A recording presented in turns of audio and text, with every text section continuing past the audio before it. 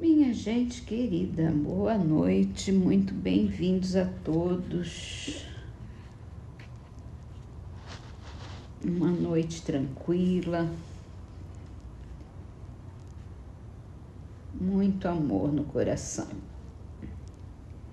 Vamos começar nossas leituras hoje. O livro é 12 Passos Rumo à Paz Interior, da Peregrina da Paz. Devemos ser capazes de apreciar e desfrutar dos lugares em que nos demoramos e, no entanto, passar adiante sem angústia quando formos chamados para onde quer que seja.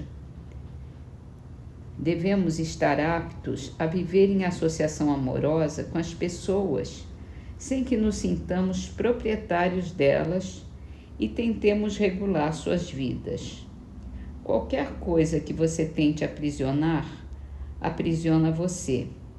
E se você deseja ser livre, deve dar liberdade.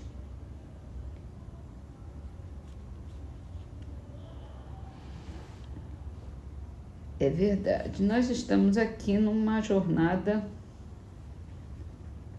transitória. Não vamos ficar por muito tempo.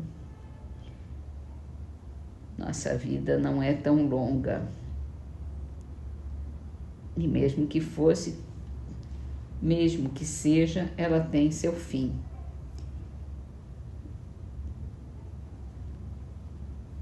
E nós somos predestinados a ter as nossas missões, né? Os nossos compromissos em um lugar ou outro, com uma pessoa ou outra.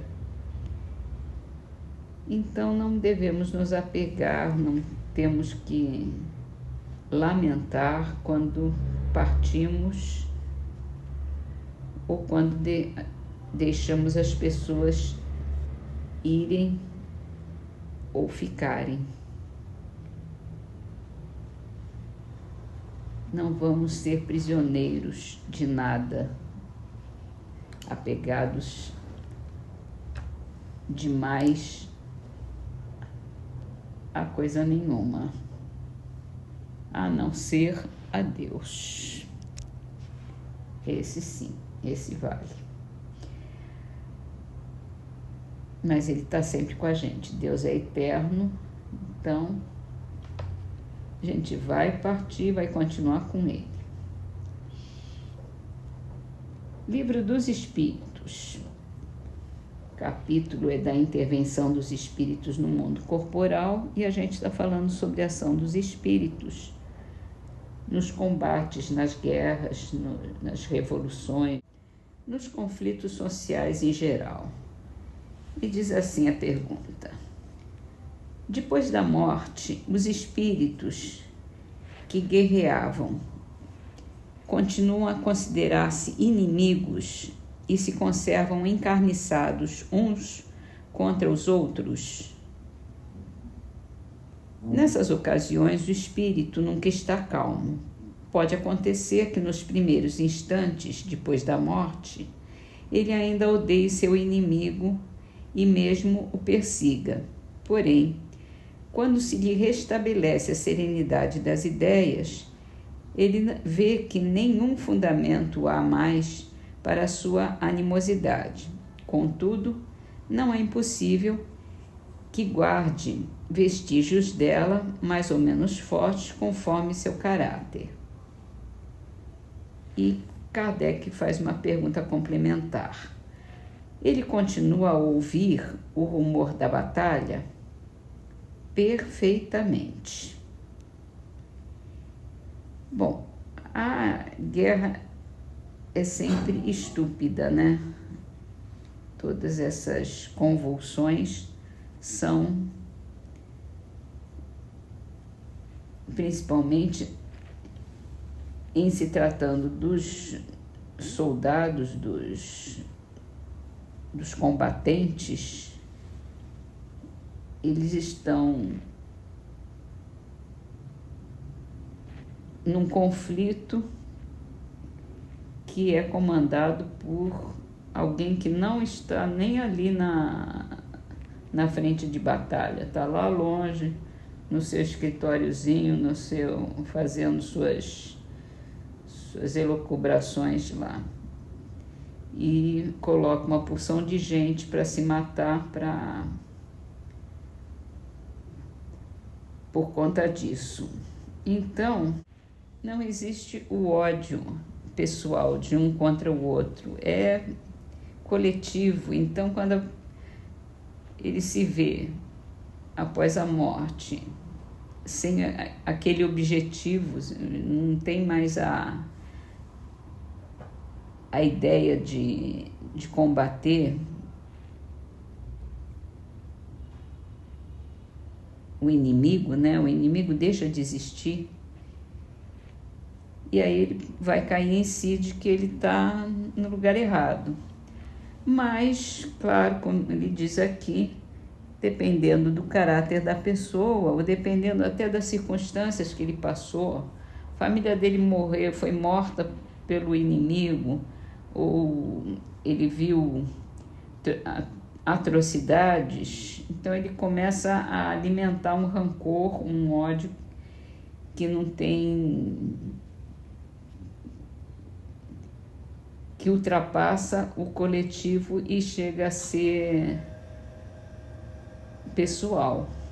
E aí ele vai ficar mais tempo para conseguir se refazer desse combate, dessa guerra que deixou de ser externa para se tornar uma guerra interna dele com o resto do mundo, né?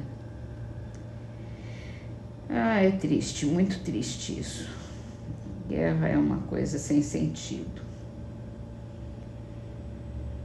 Vamos então para um assunto melhor no Evangelho segundo o Espiritismo, que a gente está falando de preces.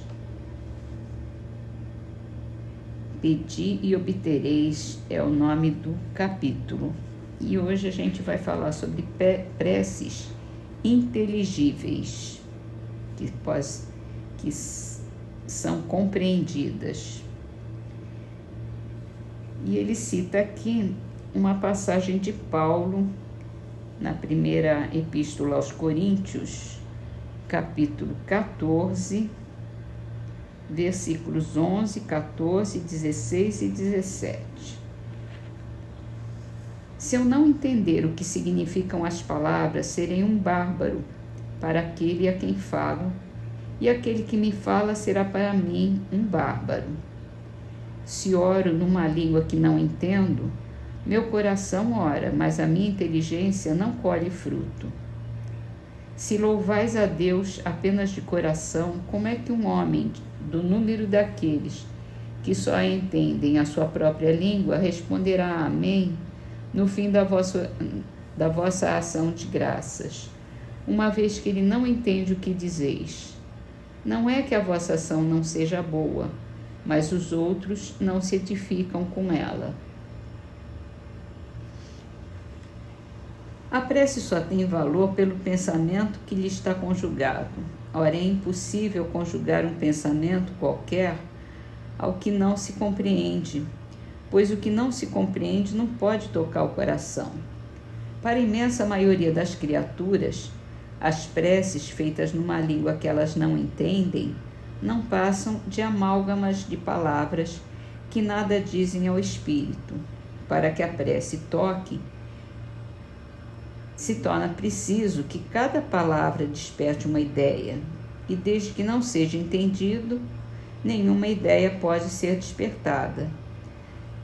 Será dita como uma simples fórmula cuja virtude dependerá do maior ou menor número de vezes que a repitam. Muitos oram por dever, alguns mesmos por obediência aos usos, pelo que julgam quites desde que tenham dito uma oração, determinado número de vezes e em tal ou tal ordem. Deus vê o que se passa no fundo dos corações. Lê o pensamento e percebe a sinceridade. Julgá-lo, pois, mais sensível à forma do que ao fundo, é rebaixá-lo. Pois é. Por isso que a gente prefere a prece dita com o coração, espontânea. E mesmo que seja uma prece recitada, decorada, ela pode vir do coração, se a gente pensa naquilo que está falando, ouve, entende e tem um objetivo quando expressa as palavras. Essa é a prece que chega muito mais ao coração de Deus até, né?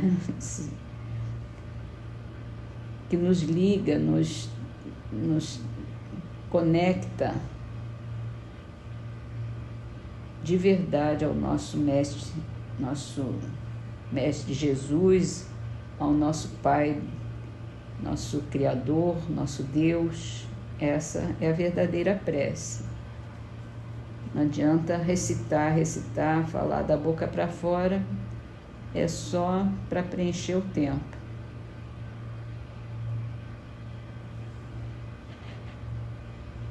Bom, não vamos julgar, não vamos criticar, cada um faz o que deve fazer, o que acha que deve.